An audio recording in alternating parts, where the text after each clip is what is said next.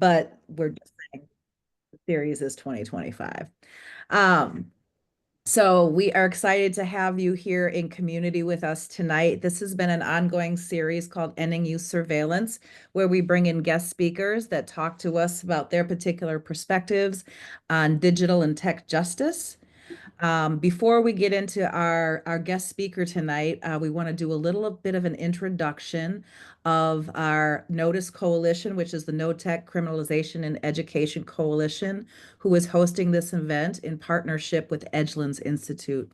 Clarence, our fearless leader, would you take it away with details about who we are and what we're about? Cool. So good evening again, everybody. So my name is Clarence, you see him pronouns, and I am with the Notice Coalition. So a little bit about us. We are a national network of advocates, researchers, and organizers building a movement to end youth surveillance in schools and defend youth justice in the digital age. We empower Black, Brown, Indigenous, disabled, LGBTQIA+, and other historically marginalized young people to build liberated futures. Since 2021, the Notice Coalition has been sounding the alarm on the impact of police surveillance, digital pushout, and data criminalization on the rights and freedoms of youth and young adults in public education and beyond. And so, with that introduction out the way, I'll turn it back over to our fearless leader, Marika, to introduce our wonderful, fantastic, amazing speaker for this evening. Thank you. And I also just really quickly want to share with you that this is a part of our project and program called the No Data About Us Without Us Fellowship, where we're engaging with the Houston community. We have 6 sites in Houston, a site in Chicago, and a site in the Twin Cities of Minnesota, where we are working with organizers on the ground to build community infrastructure to resist and be proactive about ed tech criminalization and education. So this is our inaugural cohort, and you're seeing many of the fellows in this space. I'd also like to introduce Ryan and Sophie, who are coordinators of the fellowship and are doing an amazing job keeping us on track and moving forward with this fellowship.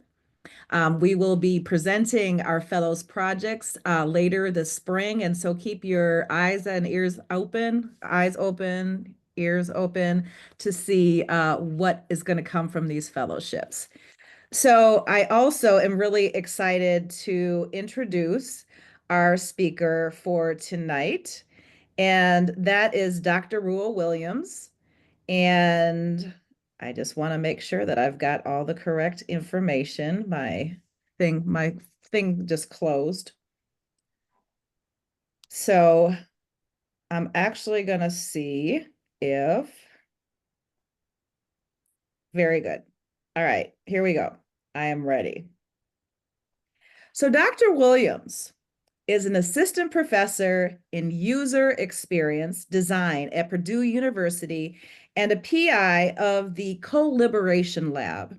As a former SSRC Just Tech Fellow from 2022 to 2024, Dr. Williams' work explores how disabled people imagine and build their own socio-technical worlds, often in spite of an orthogonal, excuse me, Orthogonal. orthogonal, orthogonal to existing structures of bias, stigma, and exclusion.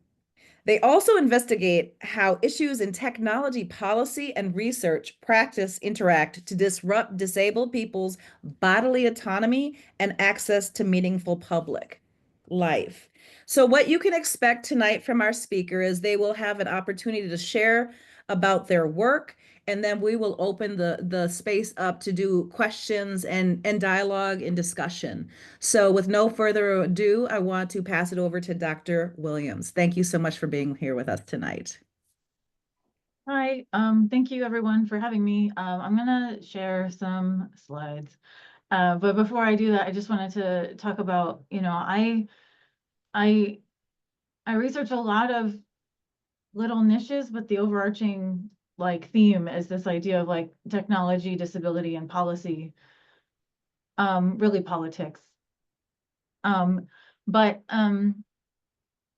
So today I'm actually going to focus on things that I think a lot of people in the room are going to know about, but maybe don't know about all of the different ways that disability gets entangled in these issues. And so this is going to be focusing on educational policy and practice and how it interacts with the assistive technologies that disabled students use. And so I'm going to share my screen for you now. All right.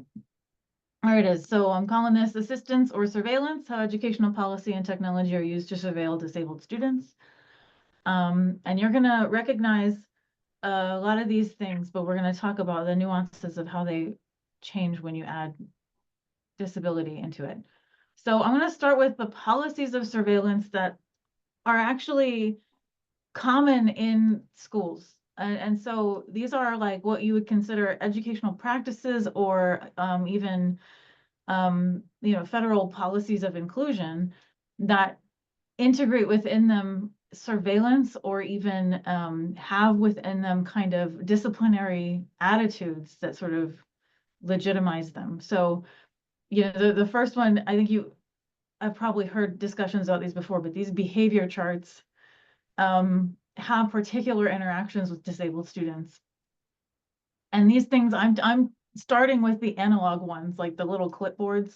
We'll see a picture in a minute, but these extend into the digital ones, like the Promethean board and Class Dojo and whatever the new one is. I'm sure there's a new one. I'm going to talk about attendance itself. This obsession with being like perfect attendance has disparate impacts on disabled students. And we're actually going to talk about like the IEP goals themselves. So the individualized education plan that some disabled students qualify for is actually itself a mechanism for surveillance and punishment and push out. And that includes a subcomponent of the IEPs, which is the positive behavioral interventions and supports system. So, the behavior charts, like I said, and these are some, I think there's clear research about how these are terrible, but there are still many districts throughout the nation that actually require them. And so I know for example, that in Florida, these were required by the state. And so even when you had a teacher that like vehemently disagreed with these, they couldn't get rid of it. Like it was being used to surveil the teachers too, their compliance with this idea that a behavior chart was a necessary intervention in classroom management. But some of these experiences are for all students, right? This idea that you have peer-to-peer surveillance or what I would call sometimes even secondhand humiliation, right? So like a student is watching another student get in trouble and have that tracked like physically on a wall. And that these markers of goodness get written into teacher notes. And so even when a teacher doesn't believe in these charts, the fact that they're there all the time having to do these things is influencing their thinking and their attitudes towards children. And oftentimes parents will get some kind of evidence of where their kid is on these charts. And that can even include when you're not told that your kid did badly, but they don't get the little good job token when they come home, then that's something that your kid was marked down for some reason. And then there's the social humiliation of being marked down in front of your peers for things that are often outside of your control. And so when these interact with disability, it's and also this interacts with race and class too. But this idea of like, is this kid bad or is this kid hungry? Is this kid bad or is this kid tired? This is a big one. Is this kid bad and they can't hear you? So deaf and hard of hearing children, whether or not they've been identified as having a hearing impairment, are sometimes classified as bad for not reacting to instructions, even if they're just not capable of doing it that way. And we see this play out in policing all the time, where deaf people are at disproportionate risk of violence from police because they interpret non-response as non-compliance. So is this kid bad or is this kid dysregulated? Is this kid rude or are they misunderstood? So those are pretty standard critiques of the behavior chart system. And we all know that these things escalate when they're integrated into digital systems and you start getting demerits for going to the bathroom, etc. But attendance is also a major problem, and this is actually, you can see this, I think, more intensely in the UK education system than even in the United States, where they have been, in the UK, extremely obsessed with perfect attendance from their students to the point of endangering public health even more than we have, and really punishing children for being sick, and punishing parents, sending parents fines. And so, but this whole idea of attendance being some kind of marker of goodness creates these disciplinary cascades where, you know, you're in trouble for missing a day, but then you're in trouble for the content that you missed. Your whole family unit becomes embroiled in this trouble. And this includes tardiness as well, which is a major problem for many disabled children because they have various reasons why it takes them longer to get ready in the morning, or why there might be some kind of complication into getting into the car. And there's the assumption that it's only the child that's disabled and not the parents. And disability is something that you can know and plan for, and that there's never any kind of surprise, really comes in.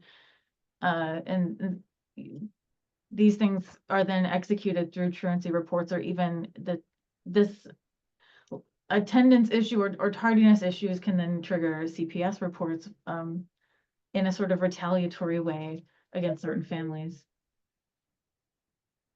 But where this really interacts with disability intensely is that, there's no accommodation. No, there's no genuine accommodation for attendance and disability. For example, I fought the district and lost for getting a tardiness exemption for my children. They said, we just don't do that. And I'm like, okay, well, they're gonna be tardy a lot, I guess. You know, but you have complex medical needs, and there are many reasons why you wake up that morning and you can't go to school. Or you're immunocompromised and you're afraid to go to school because everybody else last week had the flu and you didn't catch it over the weekend, but you're not going, you don't want to show up on Monday. Chronic illness really starts impacting children as they get into middle school and high school, when they can really identify, I don't feel good and I don't want to go. And then there's this sort of typical experience of anxiety, or which leads to what we call school refusal, which is a terrible term for it. It's really just that this kid won't go to school because school is so awful. And there's really no acknowledgement of the fact that it's the school environment that is causing this problem. So IEP goals, I mentioned these are the individualized education plan goals that some disabled students qualify for. So just because you have a disability doesn't mean that you actually get to have services and supports in school. Sometimes you might have a medical diagnosis of something, but if the district evaluates you and claims that you do not meet the threshold for needing academic supports, then they won't support you. But even when they do, these plans, they're not just accommodations, they're also, they include these goals, which are meant to track progress. Essentially, instead of just being accommodated so that your disability doesn't impact your access to different forms of education, these are meant to actually track specialized educational or behavioral progress. This idea that the IEP is not just a mechanism for inclusion, it's also a mechanism for correction. And the student is meant to sort of develop and evolve in a way. Now, they have, a lot of times when I criticize these, people are like, well, that's just a bad goal. And I'm like, okay, well, there's millions of bad goals all over the country, and they're impacting kids every day. So, what, you know, so the good goals are defined as SMART goals, which is this idea that they're specific, measurable, attainable, relevant, and time-bound, or timely, sometimes you see. But you can create a SMART goal that is still terrible. So an example here of a SMART goal that is not any good is, I'll read it, is when given two items that vary by one dimension and a direction, to touch the adjective one, student will point to the correct item, improving receptive adjectives from baseline to at least 20 adjectives, including at least 3 colors, 2 shapes, and 2 sizes across 3 consecutive data days as measured by staff observation, daily tasks, and data records. To contextualize this goal a little bit, this is very likely a young child, but also a child with intellectual and developmental disability who is possibly being evaluated for receptive and expressive language skills.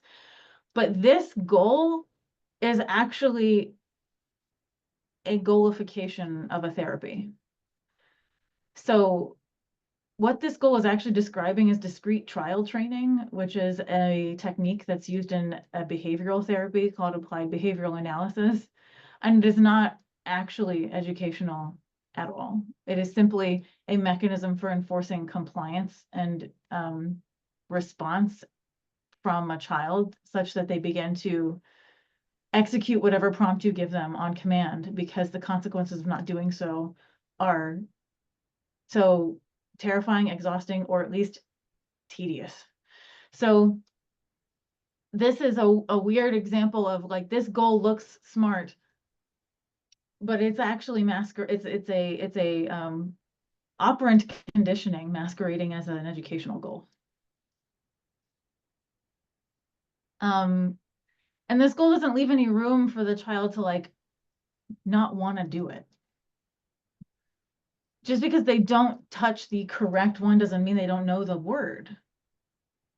They just don't want to play with you. So there's that. But then the more typical problem is that the goal is just bad. And so an example of this, I had this as a real goal that was for a real child that I consulted with fixing the problems of the IEP. Given fated cueing, blank will respond appropriately, both verbally and non-verbally, in various social situations in 4 out of 5 opportunities. Basically, the implication was that this student did not respond appropriately to any social situations in the classroom. The specific context was actually that there was another student that would constantly put her belongings on this student's desk, and the student didn't like it and didn't know how to express that dislike other than screaming and being angry because it's annoying. And so, you know, this goal doesn't actually include any like understanding of what's going on with the child. Was the child need, and what are the child's coping mechanisms? And also, like, is the child actually just being harassed by somebody else? Why do they have a goal to get over being harassed by somebody else? So we worked on correct, like, you know, dealing with understanding why was the other kid doing that, right? And why, and also like, how do we give this kid scripts for when you put stuff on my desk, it really frustrates me because I don't have any room on my desk, and moving away from basically just punishing somebody for being angry and giving them the nice words that they could use while being really angry, I guess. But what happens when you repeatedly fail these goals? Well, first of all, the bad goals lead to these failures, but the failure leads to distress. The student knows they're being evaluated. The student recognizes that they're like not hitting their measurements. Their student can tell that the teacher is somehow marking success and failure in a notebook. And that these repeated failures lead to school pushout and more restrictive placement. And this restrictive placement leads to alternative placements, which and this is a part of the disabled school to prison pipeline. So the IEP, which was supposed to be designed to support disabled students in school, is actually a remarkably effective mechanism for pushing students out of school. Another example is that like a concrete example is like failures on some of these like emotional and behavioral goals get used to say that the student requires smaller class sizes, which is just code for segregated education.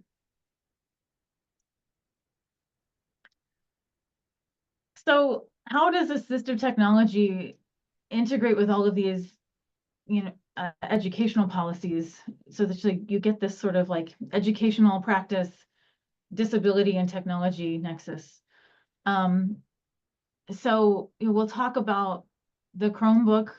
We'll talk about some digital magnifiers, AAC devices, mobility equipment, exam proctoring, and even medication-based surveillance. So the Chromebook, or whatever the school has. So even if every student has these, right, there are disproportionate like effects for disabled students for various reasons. But we know that every student is tracked in every app all the time, and they can be shut out remotely. So we've seen children get in trouble for things like searching for information because they have questions about the world and they want to understand them, but somehow the topic they're searching about is like naughty. But the use of accessibility features on these digital devices becomes a form of forced disclosure where they have to, they're marked, and other students can see that they're getting different kinds of help, which leads to some kind of ridicule oftentimes. But it also results in like kind of inappropriate reactions from the teachers, right? When they don't understand the technology, or they don't respect or appreciate why the child needs a different kind of interface system, that they kind of regard any accommodation as a form of cheating. Even if they like, they know it's not true and they're not allowed to say it, you can't take it out. Like you can't take the marking the kid as bad out of your own brain, even if you disagree with the behavior chart. If you have this bias against these technologies, or this idea that an accommodation is even valid, you can't take it out. You can't unthink it, basically. But these features are an additional form of logging. So a lot of these accessibility features are just another system logging your activities. And sometimes this can include telling somebody in a database somewhere where you're looking. So not only is it logging keystrokes and like what you're typing on and what you're searching for, it can tell someone where in the screen you're looking and whether or not you're quote unquote paying attention at all. And we have also seen that non-use of accessibility features and technologies can also be punished as a form of non-compliance with your own educational plan.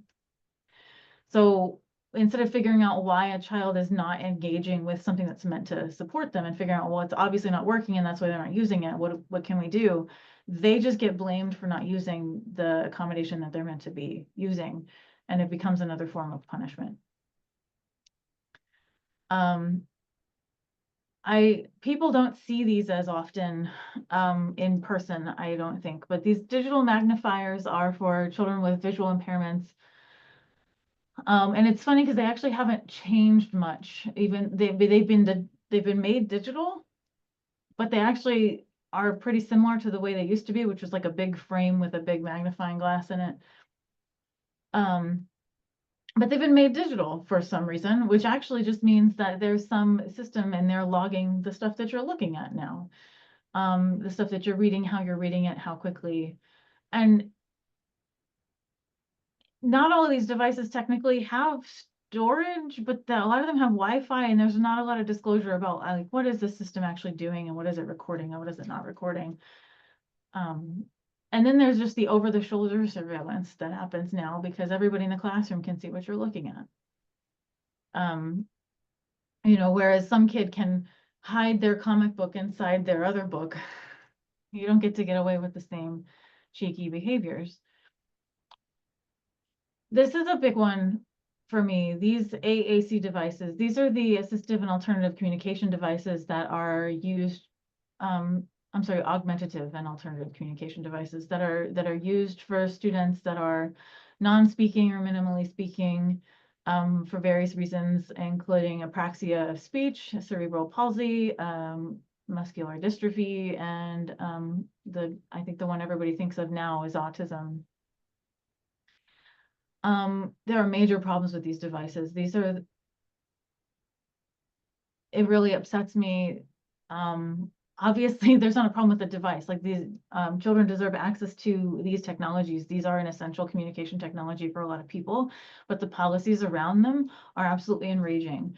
So a lot of times the devices are school provided because the district is the one that evaluated and determined that your kid qualified for this device, and they're school controlled, they're feature locked. And this, what can happen is that you're supposed to be able to have access to this device, not just in the school setting, but in the home, because how do you develop language if you only have access to it for a minimal number of hours in a day? But when you get home, if they don't have the settings right, that doesn't work. Or they'll change something without really consulting the family. And then like, if you change this interface, that kid's communication efficacy plummets. If you don't do the proper reacclimation.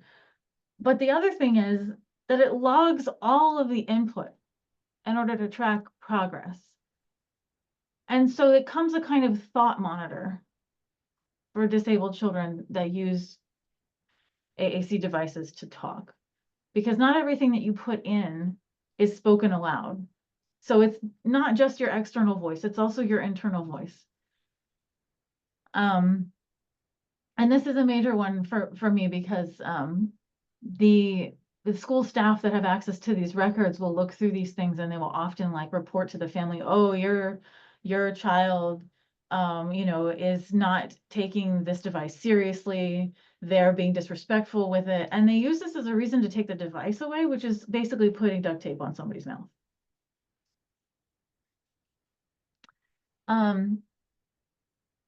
The AAC devices are not the only kind of technologies that are school provided, depending on how the assessments and provisions have been done. And so sometimes even mobility equipment is actually provided by the district. And there are growing attempts to begin tagging these devices or these equipments with tracking devices for asset management, quote unquote. Companies are even making activity trackers for these that would be like a Fitbit for wheelchairs, which seems cool when it's like an adult person that uses a wheelchair and like wants to track their activity and fitness. But when you're putting it on a school device, it becomes a way to, again, judge a child for what they are and are not doing. And it creates another mechanism for saying, you know, it's the child's behavior is not engaging appropriately with their own accommodations. Or even like,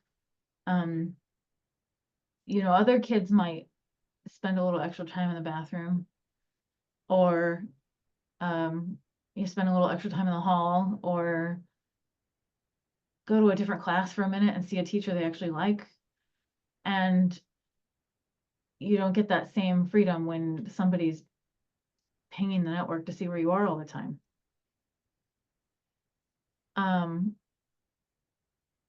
So as you get older, the exam proctoring becomes another issue, which I think there've been lots of discussions about exam proctoring over COVID, right? But these technologies are these virtual proctoring systems are still being used, and despite the fact that it's known that they're not good for and particularly that they're bad for disabled students, they're still being contracted for that specific use. So these proctors use face detection, eye tracking, and other tools, and they're known to discriminate against disabled students that maybe have a visual impairment and their eye tracking doesn't track with what the algorithm is thinking that it does, or the face detection is still extremely not good based on darker skin tones. There are also facial differences for people with certain disabilities that cause errors with these things. And this technology is pitched as a solution to academic integrity. And it's, but then you have a flawed technology measuring that academic integrity, and you have a further mechanism for punishment, discipline, push out, etc. And lastly, I'm going to talk about medication surveillance, because people don't think about this one very much, and there's also some things that people don't know about medication as a kind of restraint or sedative in the classroom as well.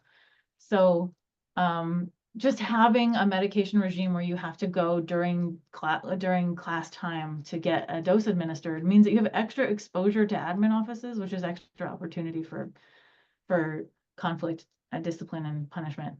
But there are also pill counts and refill requests, and these can actually be disciplinary for the family. So if a family, for whatever reason, doesn't refill the medication in time, doesn't bring it into school in time, doesn't count the pills correctly, these incidents add up and eventually can be reported. And it's sort of an unreasonable kind of mechanism for reporting on a family when, I don't know about you, but like, I don't always fill my meds on time because there's things going on, or like the line is around the building, or there's just reasons. And this is particularly difficult with controlled substances because any sort of oddness in the refill schedule is interpreted as a kind of potential for criminal behavior, either by the child or by the family. And then there are some students that have medicines that are as needed, and those as needed medications may be sedative class or tranquilizing, and they don't get to decide whether or not they take that pill. They're told that they need to go get their medicine because the teacher doesn't want to deal with them anymore. And it becomes a kind of school sanctioned and administered chemical restraint. So these things all come together to form this policy, technology, disability, disciplinary nexus, where in school in general, you have a very correctional mindset, not just in basic classroom practices, but also in the specific practices of special education and accommodations provision. And this combines with the things like bias and stigma against disability, race, and class to influence the way that this correctional mindset is applied. And then when you add technology into the mix, you have all of these cybersecurity risks that are added to it, and they just go around in circles, where you know, the extra exposure to information about a child that has been codified in very unusual ways increases exposure to bias and stigma, but also increases interactions with this correctional mindset that exists in schools. And so the reason why I wanted to talk about this today was because it's not a singular source of a problem. It's not just societal bias and stigma. It's not just that these technologies are designed by corporations that have their particular agendas for data collection. It's not just that there is this growing agreement between schools and police to share data about students in some sort of bizarre crime prevention risk assessment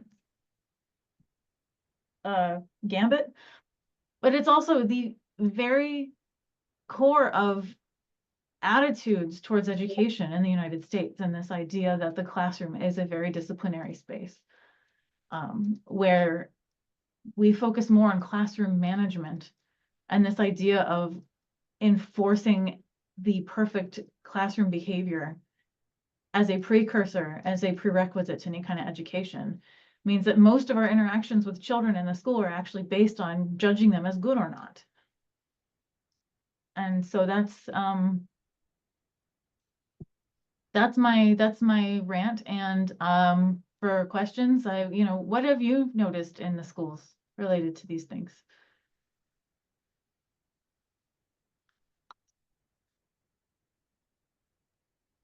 So that is an open question to those in the space.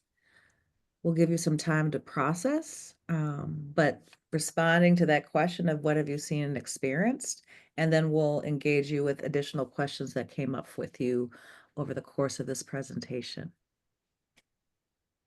I see a hand raised. Andrea? Hey y'all, Andrea here from Dignity in Schools, New York. Use they, she pronouns. Really nice to be here. We are really worried in New York around digital safety also for students who are immigrants and who are getting lots of data collected about them across multiple, you know, apps and across multiple things, including apps for mental health, like New York now has like I forget what it's called, Headway or whatever it is. One of those capitalist text companies that you can text for therapy. But we've seen that they have data trackers attached to them. And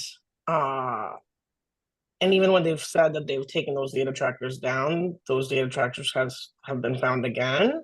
And they are capitalists, so they have a vested interest in collecting data, potentially selling the data. And we know that that's the back door that the Trump administration used to deport students also, and like figure out like where undocumented families have been, not necessarily in the schools, but now that ed tech is so much bigger than it was before, I'm just also really concerned about what is being done in that front.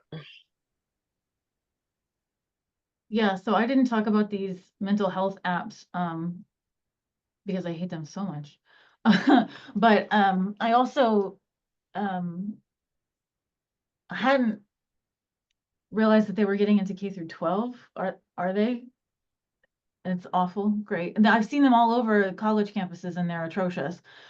But yeah, there's multiple things wrong with these things. First of all, they don't work. Talkspace is what it was, I think. Was what Okay, yeah. So they don't work. They're not good.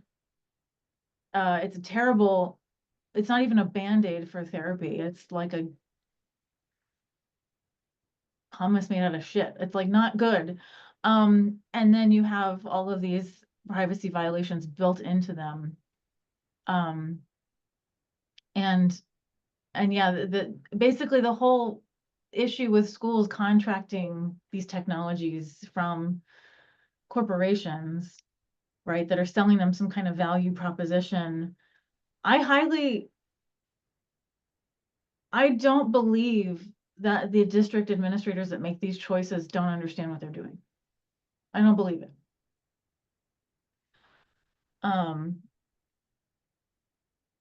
Because the money that they spend on these technologies could fund even one more psychologist. Right? I just don't.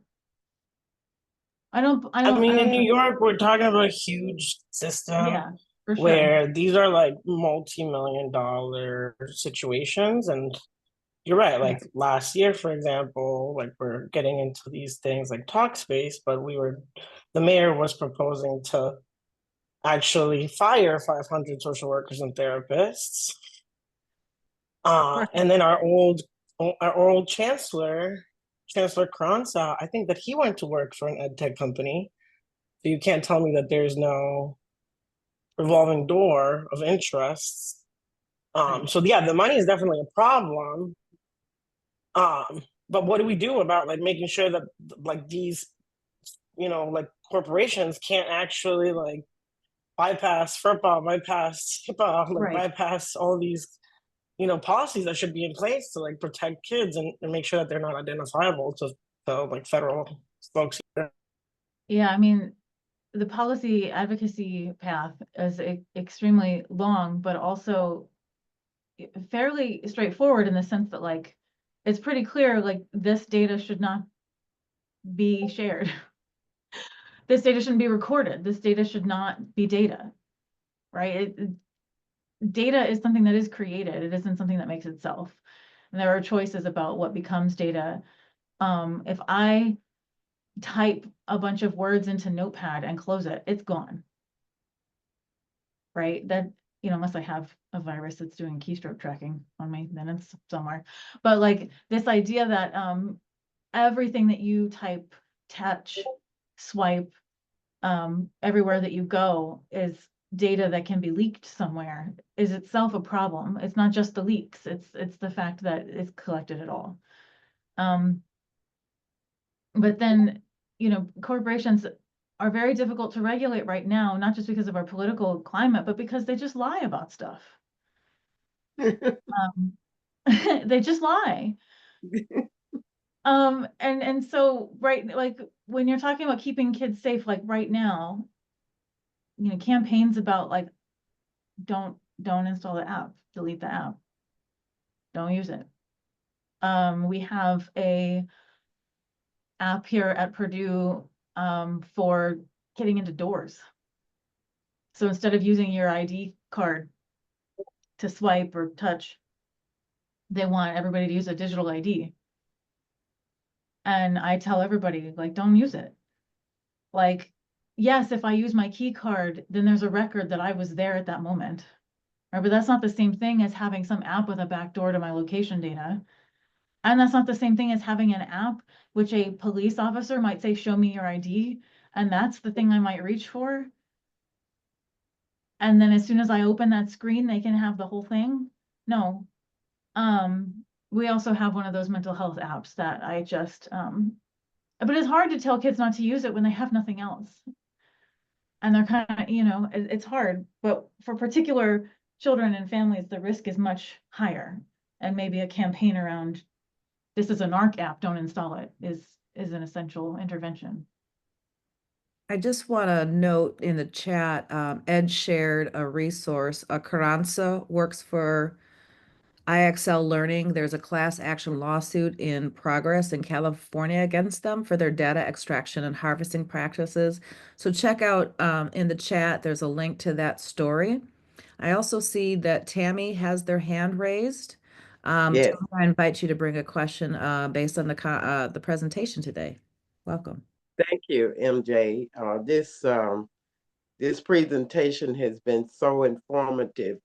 In fact, I dealt with a case last year where a high school student was being penalized because his elementary siblings both had a disability, and he was helping his mother and was always tardy because he was helping her get the kids to school. So what she was saying is just so it just is so factual, and it is absolutely unbelievable for most people. You don't even realize how families are being punished. See, for the particular issue, but they are not offering any solutions because it's a family affair. For if you have a disabled family member and you're trying to help and assist those parents to get the child to school on time, and tardiness adds up to days absence, which really hurts a child. Yeah. This is one of my primary complaints, which gets me in fights on the internet about the individualized education plan, is actually that it's an individualized education plan. And there's this belief in education in general, but in special education very intensely, in this idea of the child as an individual without any family context. And not even just family context, but community context. And this idea that if we were actually more expansive about these plans and considered them in a community-based way, then we could be supporting multiple disabled children in a community with each other and their families. But because we focus on this idea of the individual child, and this implicit goal that the child will be made into a productive citizen by the time they're 18, that's the goal actually of the plan. All it does is cause punishment, not just for the child, but their entire context. Thank you. I found it also particularly important that you also began your presentation that surveillance is not all technological. Surveillance didn't just begin.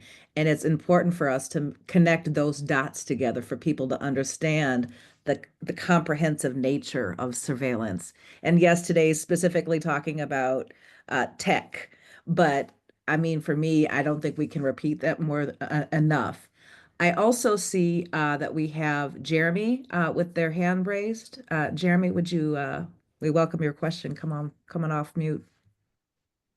Yeah, hi. Thank you so much for the presentation. It was great.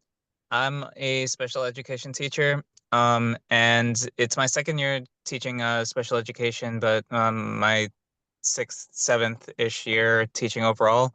And honestly, like a lot of the stuff that you're saying it's striking at like fundamentally incorrect ways of us doing like the whole special education thing. I was wondering if you have or can point me to like a a grounded reimagining from the bottom up of the right ways to do special education, because I feel like, it to take something in particular, it's like it you mentioned the goals, and it's like I don't know if there's any like non-teachers in the room. It's like those goals are so fundamental, and the goals that you pointed out were ridiculous. But it's like, when we're teaching, like they have so much weight. They matter so much. And so to like go as at something as fundamental as that, it makes me wonder, like, if you have any ideas for alternatives, because I would definitely welcome those. Yeah. First, I want to thread this through with Marika's previous point that the reason why tech surveillance has become so embedded within education is because education was already primed to do that as an intrinsically surveilling and disciplinary system. And it's similar with special education. The reason why special education seems so dysfunctional is because it's primed from this position of, honestly, a history of hatred for disabled children. And despite the fact that almost anybody who's working in special education absolutely loves the children that they work with, the research and the science and the education and the historical policy is based in a place of hatred and fear. And so when this comes back to this idea that the real purpose of an individualized education plan is actually to shape the child into a respectable citizen, with the idea that the way that they are is not respectable. And that these goals, which are largely behavioral in nature, even when they are framed in a way that seems academic, they're often actually hinging on the behavior and actions of the child. These goals become the curriculum. And that's not even separate but equal education for these children. It is literally a fundamentally different kind of education. It is an education that's actually about how to live in your body and move in the world in a way that makes other people happy. As far as reimagining this system, it's very difficult. A lot of people are super attached to their individualized education plans, and when I tell them that there's something wrong with them, they get really angry. The 504s, which are just the accommodations. There are some cases where I have advocated for a family to move away from the IEP, which is seen as better than the 504, and it can be. The 504 is just a list of accommodations, and theoretically, although in practice it's very different, nobody can fight you about it. They have to do the accommodations, but they also aren't sitting here trying to behaviorally change you. What happens in the IEP is you might get an accommodation and it's been scaffolded into an IEP goal where they're trying to take the accommodation away over time. And it's just a mess. The whole thing is a mess. And it's just a changing the way that there's a lot that can be done in the classroom now just by being extremely subversive with the way that you implement the goals. In fact, in the case of the IEP goal that I showed you, where the kid was in distress a lot because of other children in the room, I worked with that teacher to change her interpretation of the goal. And without actually getting the IEP rewritten, she reported back to me that the child changed so much and her ability to regulate and self-advocate. So the next time she met with the parents, they were crying. One question with trying to advise parents to go in the route of the 504. Students are not as protected, disabled students are not as protected under that 504 as they are under the Disability Act. So that creates a major problem there, because although they have the responsibility to provide the accommodation, the student is vulnerable because that student doesn't have the full protection of the Disability Act.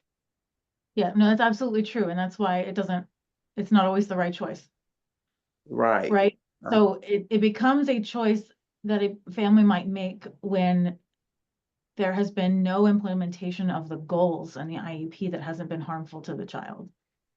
It becomes a choice for the family when there is a reasonable expectation that the accommodations might actually be met, right? Because the big thing with the 504 plan is that many institutions have the ability to cop out and say, these are not reasonable, or, you know, that this fundamentally changes the program or something. Like there's a lot of ways out of the 504. And so it's very contextual about being in a place where meeting accommodations seems to be less of a struggle with that particular district or institution. Whereas every time you try to form goals, they come back in a way that actually hurts the kid. But it's true that you have more protections with the IEP, but those protections are also extremely punitive. And so, for example, if you want to dispute with the district their evaluation or their assessment or their implementation of the IEP, that is a due process hearing. And that is an enormous amount of labor that not all families actually have the capacity or the cultural or social capital or actual capital to withstand. There was previously a precedent in the law that the family had the burden of proof to prove to the arbitrator that the school was not in compliance. When the school controls the entire narrative and all of the data, how does the family ever have the ability to have the burden of proof? Like, how does that ever work? It doesn't. And that was only recently not overturned, but there was only recently a case where that was determined to be the wrong decision. But I haven't seen strong enforcement of this idea that the schools actually have burden of proof. So, but it's coming. It's better than it was like literally 5 years ago, but it's still bad. Thank you. We have one more question from Tenzin, and then we're going to wrap up the session. I know I have already, my head is spinning with all the different resources and connections we can make from this presentation, but let's connect with Tenzin and your question before we wrap for the evening. So it wasn't more of a question, just more of like a reflection. As a caregiver of an individual who has an IEP, I was just thinking a lot about like what you had mentioned about ABA therapy and how I don't know if folks know about ABA therapy. It's like like you're saying applied behavioral therapy, but one of the things it does too is like it's the therapy that's suggested by most like doctors, I feel like too. And sometimes like that's the therapy that's covered by insurance. And so like through that, I feel like especially like coming from like an immigrant or like a non-American Western background, sometimes like we're assumed that like when you're masking and when you're like not acting the way, like acting according to how society wants you, that's like the correct way to act. And I do feel that like ABA therapy does that. And I don't know if like in Minnesota, like there's, if y'all, for the folks in Minnesota, there's a lot of the therapy that's covered by insurance is that type of therapy. And I was just thinking it like also just reinforces this narrative of like good and bad, but it also teaches parents that like this narrative is something that's like medically like something sound and that like it's something to be trusted. And then you get to your own belief of like there's good behavior and bad behavior. One of the things that like during my like many interactions that I felt like gave me joy was that the individual that I Care for always tells me there's no rule about that. And I feel like that's a good way to think about that. Like there's no rule about any of these things. Where like there's no age limit to like things or to enjoy things or to, sit still if there's not like, like, and I feel like a lot of times we make these rules up ourselves. And a lot of times that we also like train like individuals who are on the spectrum or anything like that to be the most accommodating person when actually like that accommodationness or like that sense of like understanding needs to come from the other side as well. So I feel like it's like I spent so long trying to teach my loved one how to like navigate the world, but it's like the world does not care about them in that sense. So I feel like that's also really like disheartening. But yeah, I just wanted to say that. But yeah, ABA therapy I think is really, I don't know if you have any like readings about that. I'm trying to like wrap my head around it. And it's just one of those things where it's like I don't understand all the jargon, but I understand like the kind of the vibe of it. And the vibe is not good. No, the vibes are off. I could do it. Well, actually, I wouldn't do a presentation about this. I know the person who wrote the dissertation on this, and that person should maybe talk to you. I don't know. But yeah, so the history of ABA and the process of lobbying for which it became the primary covered therapy for autism is a whole lesson in white America, actually, to be honest. And but this infiltration of ABA into educational spaces is a major source of disciplinary action for children. And the way that ABA as a cognitive model for human beings has infiltrated other kinds of therapy has also been very damaging. But there is a book called The Autism Industrial Complex by Alicia Broderick with a chapter by Robin Rosigno. Robin Rosigno is the person I'm thinking of that wrote a dissertation on sort of the history and legacy of ABA.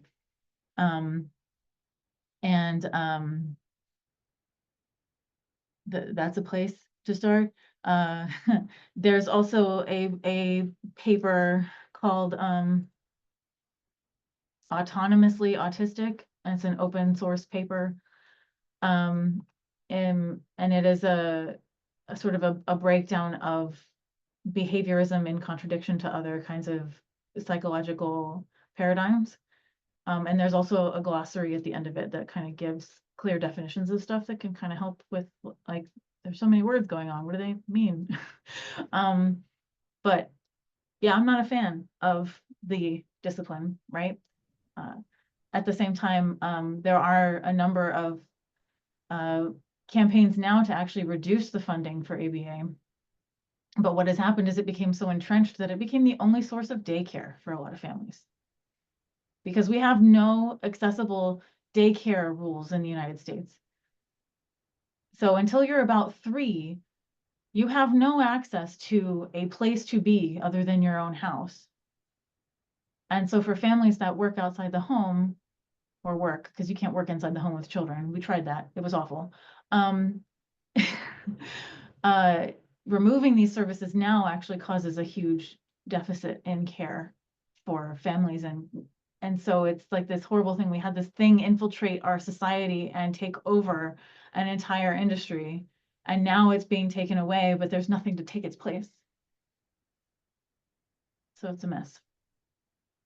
I want to thank you so much, Dr. Williams, whether our folks in the space are just putting the tip of their toe in the water to really understand that, or folks that are deeply entrenched in this with family or in the education system. The broad perspective was really critical, and this conversation needs to continue. I'm looking forward to sharing out the texts and wondering if we can also share out the PowerPoint. But can we just take a moment to really share our appreciation? They have done a really incredible job of breaking this very big topic down for us in an hour and answering questions. I just want to extend my appreciation. Thank you. And this ends this evening's Ending Youth Surveillance, Digital Justice, Disability Justice, and Technology. We will be having another session coming up in early February, so keep your eyes out. And Thank you for joining us tonight. This will be recorded and we will be posting it and making it available to the broader community. Let's give another round of applause before we close out. Thank you again. Thank you. Good night, everyone.